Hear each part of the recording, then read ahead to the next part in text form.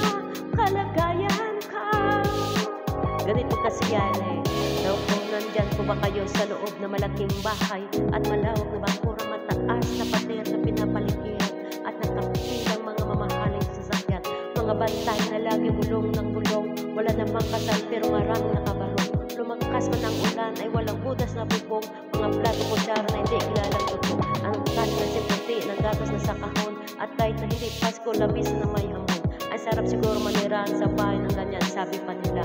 Ay dito mo rin matatagpuan ang taong nagmamayari ng isang upuan na pag may pagkakataon pinag-agawan, kaya naman hindi niya pinakakawalan. Kung makikita ko lamang sa'y aking sisigawan, kayo na nakaupo, subukan niyo naman tumayo, at baka matanaw, at baka matanaw niyo tunay na kalagayan ko. Mawalang galang na po sa taong na nakaupo.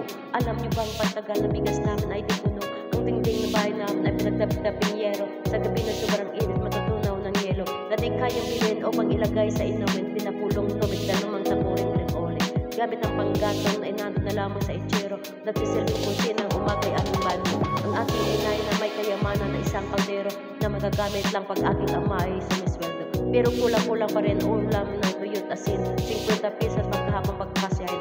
Di ko alam kung talagang maraming harap o mataas lang ang bakot na bulag-bulagan lamang po kayo. Kahit sa dami ng pera nyo, walang doktor na makapaglinaw ng mata nyo, kaya wag kang masyadong halata. Bato-bato sa langit